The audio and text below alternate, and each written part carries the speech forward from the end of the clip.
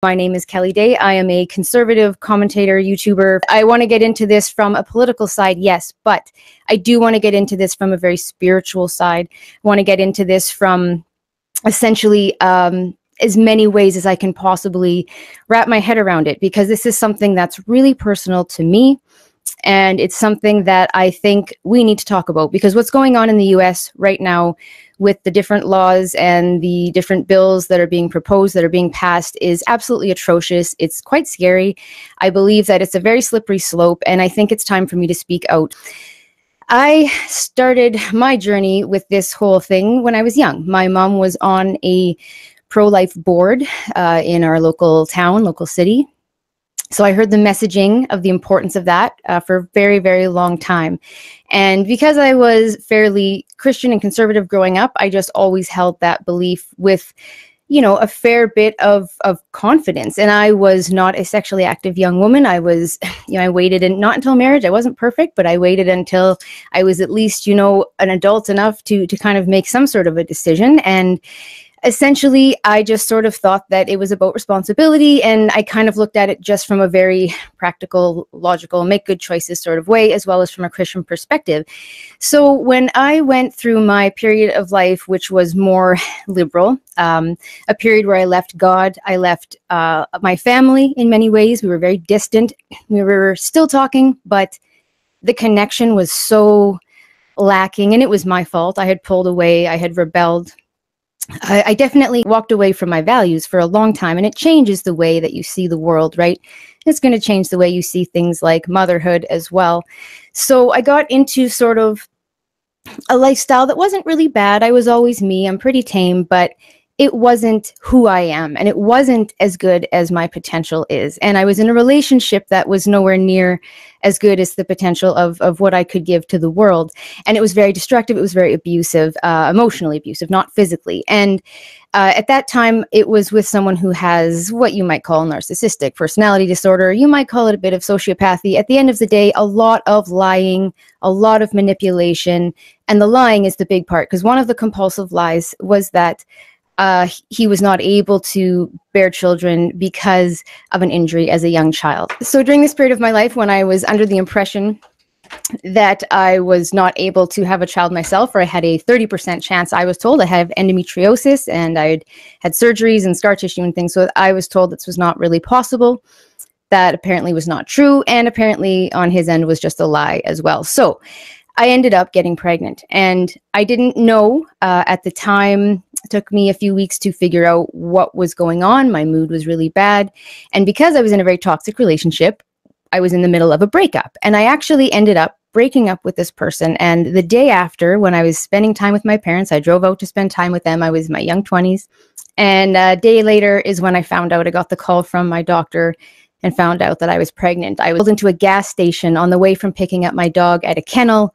My mom was in the vehicle, and I get this call, and I remember the feeling, and there's nothing more to say except just my life is over. I felt like my life was over. I was with this person who was so terrible to me, you know, and it was really rough. So I was in this position where I had to make a decision, and you have a very short time to make a decision. I don't know all about all of the laws in Canada. I think there's provincial differences.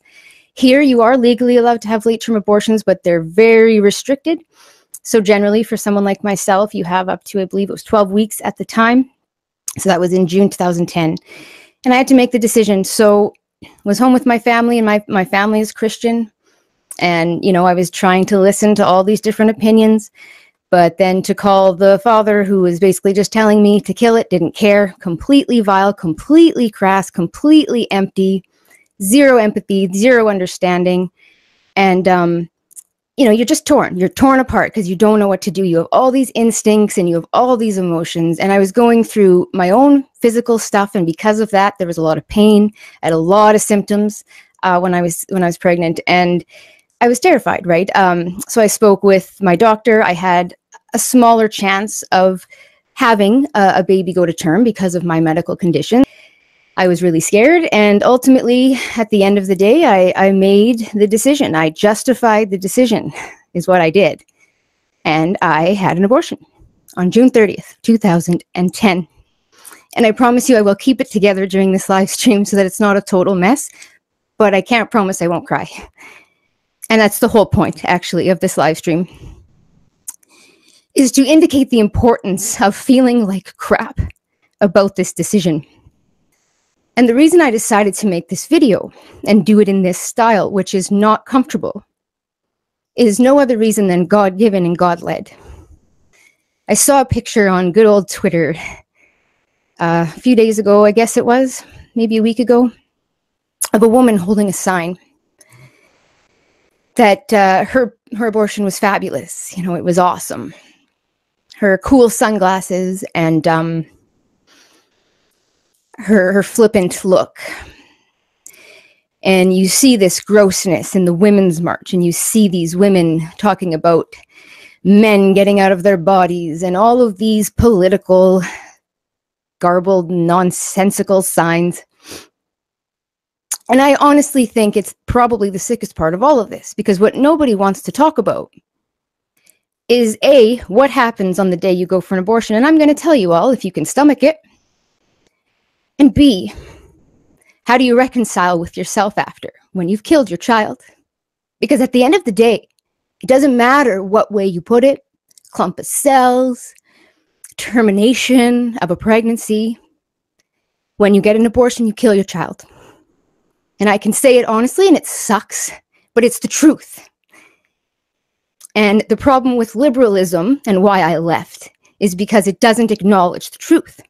And sometimes the truth hurts, and it hurts a lot. And it will hurt until the day that you die.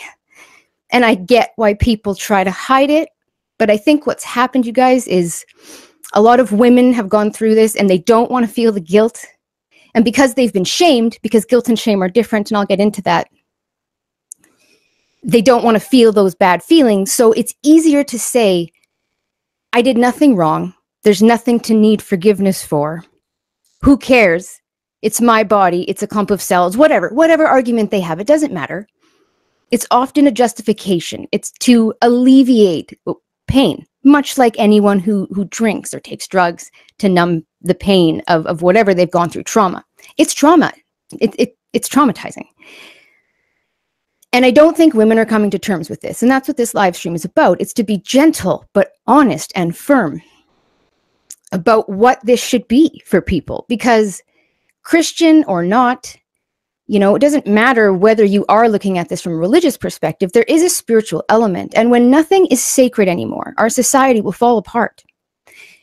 And the other impetus for this video, other than that one gross picture, was, I mean, there's been lots, right? Of course, my first abortion video, if any of you were able to see it, focused on Michelle Wolf, that lovely comedian, so classy, right? At the White House dinner, making a joke about, you know, if you're going to knock it, really knock it. You know, you got to knock that baby out of there.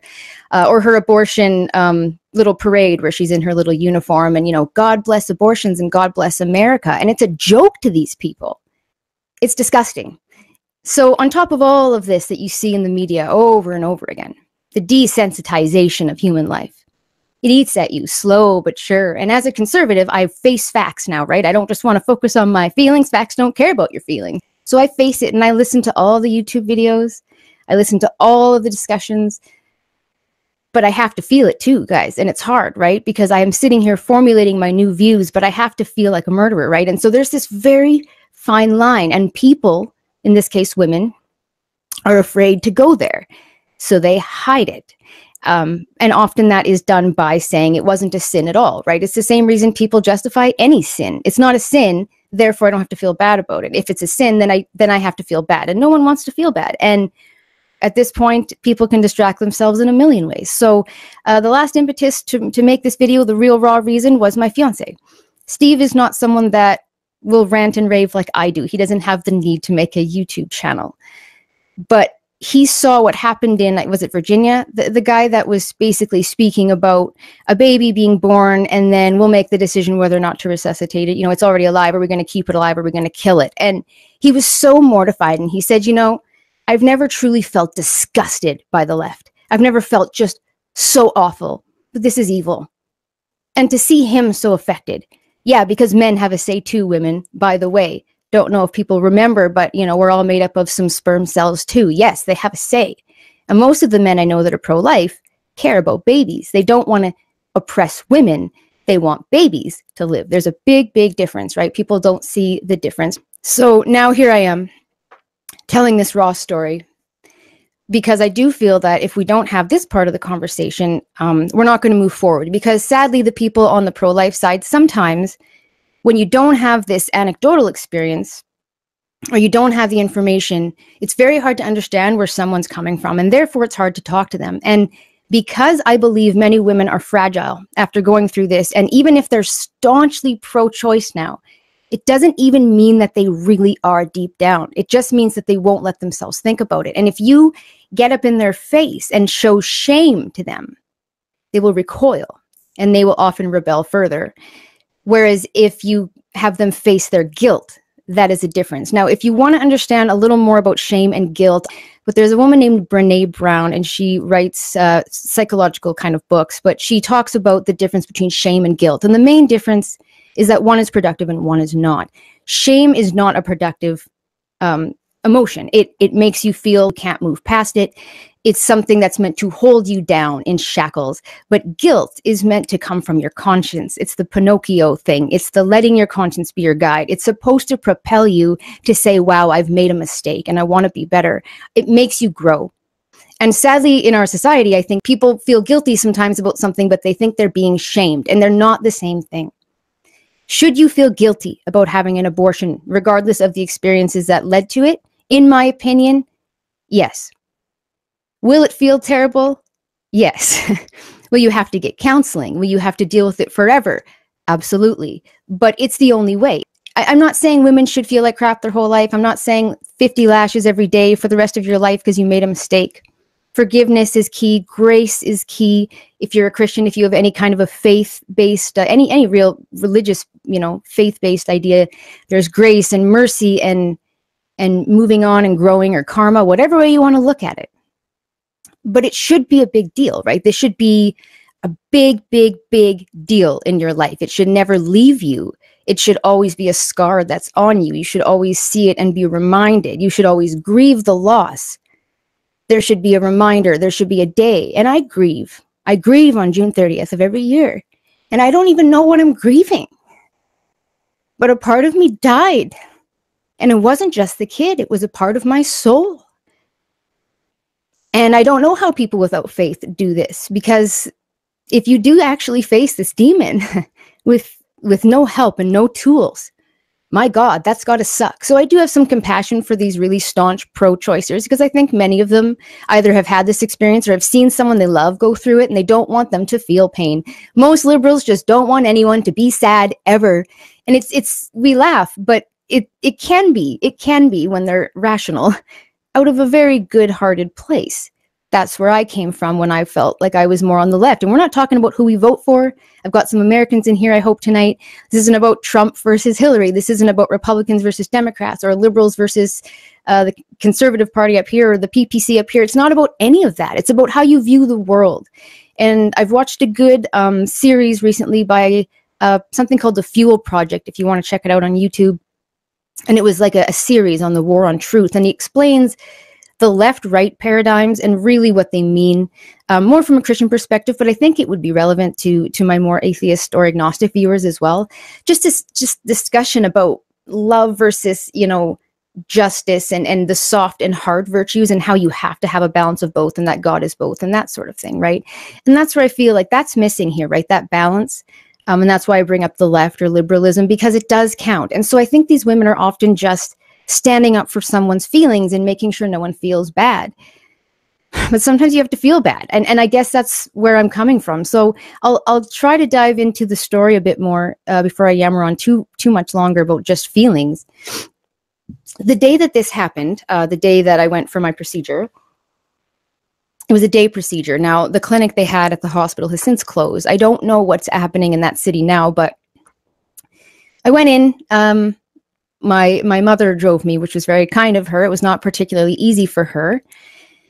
And she, waited and I went into a room with about 8 other women, and, you know, we're all in our gowns, and we were in a room. It was square, and make sure you guys can see this. Square room, 3 sides we were on, with those little curtains around each, and there weren't even beds. We were just in these like recliner chairs, like cattle, right? We were numbers. I think I was number 6.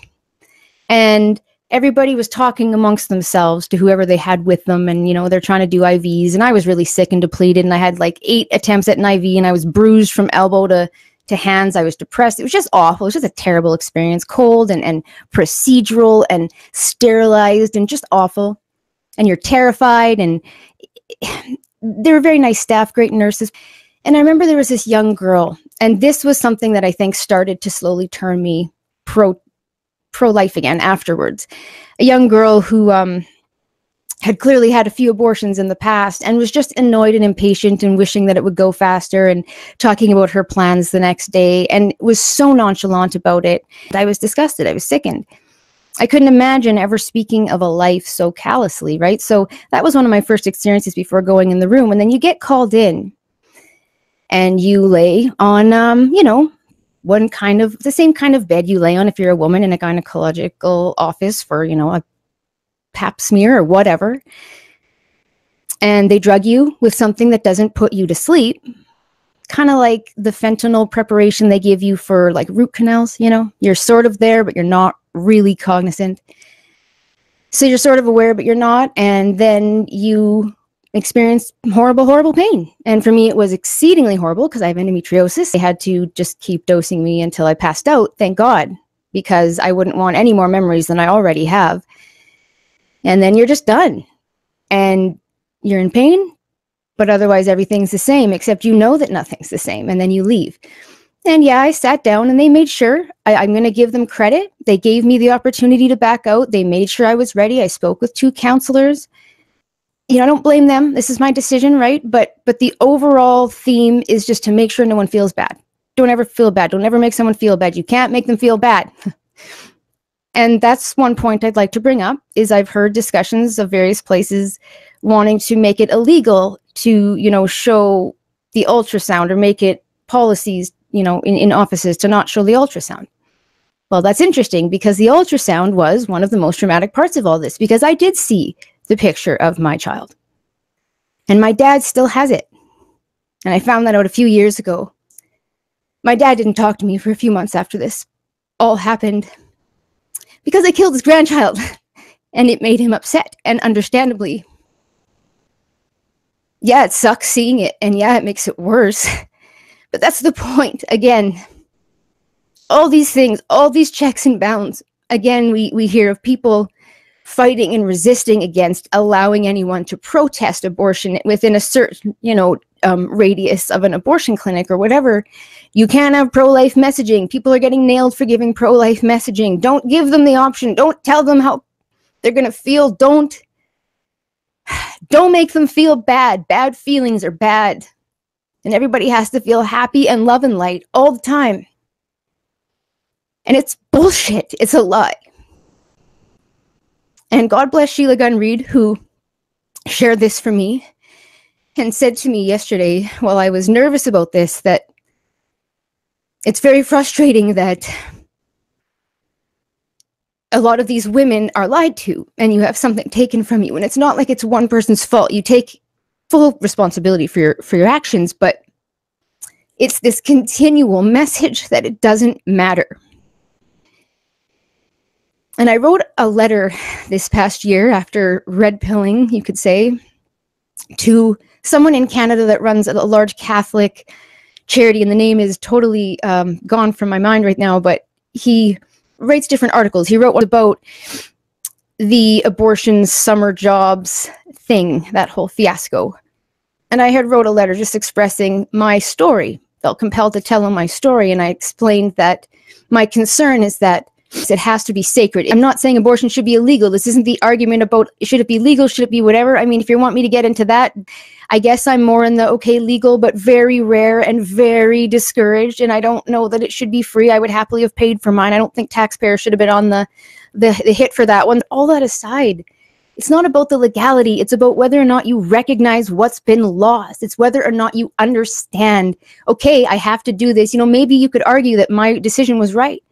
And yeah, my life would be really hard right now if I had a kid with someone who was horrible, and I might not have even have carried him. There's a good chance. But all of these arguments aside, once it's done and over with, those arguments don't matter anymore, right? They don't help women that have gone through it. They don't help people that are thinking it might happen to them.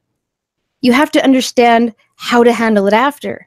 And when you get rid of that sacredness, then what? And this Catholic priest wrote back with such grace and mercy. And it started to shift me back towards Christianity, as many things have gently nudged me back this past year. Many people, too many to name, too many to thank. That God is love and God is compassion and mercy and grace. And now I can finally, after years, cope with this, because I went to counseling and I was able to talk about it and freely and openly. But this year is different, because this year I had to feel it and I had to accept the absolute sacred life that was lost and what that means. And I had to talk about it. And now I see the world in crisis, and I do think this is a crisis.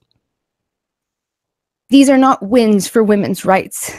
These are very bad, evil things that are shifting our society. And it's terrifying. And I don't even know what my message is to you all tonight, because I don't know where you're all coming from. I don't know who of you have had an abortion. I don't know who of you think I'm the worst person on the face of the planet. I don't know which of you wear pussy hats and go to women's marches and hate everything I'm saying. I have no idea. Every day I run into someone with a different opinion, but for the most part, what I'm finding, if nothing else, this late-term abortion or live, kill them when they're alive shit is not acceptable. No one thinks it's okay. And let's hope it's the turning point for a lot of people that subscribe to this ideology, when they realize that it's a slippery slope and that when we give an inch, they take a mile. This progressivism, it's regressive. It's so dangerous. And I would have a child right now. You have that knowledge in the background, right? You know what the life could have been. You wonder what the life could have brought to the world. I've left friends because I didn't want to face their Facebook posts about abortion being murder. I've complained to the city about signs on buses saying, pro-life messages, although I still maintain that even though the signs are probably okay, I don't know that it's smart to put them on buses, because when women are driving, and if they are not at all healed from this and have a traumatic sort of panic attack while they're driving, that's actually a public safety risk. But that's, again, a whole other discussion. But needless to say, I've fought the other side. So if any of you are listening and you're pro-choice, I've been there. But then I had to peel it all away. And what you're left with is motherly instinct. And because I also cannot have children now because of my medical condition and the many surgeries that have occurred, like the removal of my cervix, my uterus, and an ovary, and both tubes, it really hits that much harder, because you don't get a second chance now, right? And it sucks. It sucks. And I don't want pity and I don't want sympathy, because I'm okay. But I want people to know that it's okay to just let it be awful. Because I think if we can't get there, then we can't get anywhere. I just want to try to help people understand as many sides of this as possible, because I feel like the conversation is getting so intense and people are so riled. Even my little quick 2-minute video intro that I did today, the anger, the passion in these comments for kids, for children, it's breaking my heart. And that's why I'm on here, because I don't know how else to make a difference. But if something good can't come of this bad, awful thing I did, then I don't know what else to do with it. And I have to say thank you to Frank Vaughn, who spoke about this very passionately. Again, another man, yes, he has an opinion on one of his podcasts. And it broke me, Frank. I had to shut it off, and it took me 3 days to finish it. But I made myself finish it, because you have to face the truth. And it broke me for a reason. Everyone's so damn scared of being broke and submitting. Why? it hurts, but then you're free. But then you're free and you get to experience grace and you get to help other people not make bad decisions.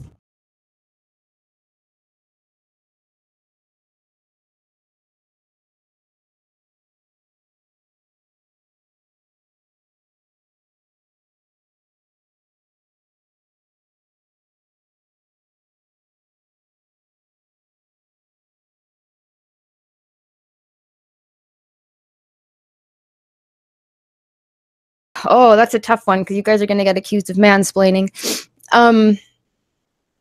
Just show your heart. That's the best thing I can do. Just if you can somehow read the situation, whoever you're talking to, and recognize where that person might be at. I know that's not always easy. The gentle approach is almost always best with this one. Diffusing it is almost always best because it's raw. Like it's raw to hit a mama bear spot that people don't even know that they have.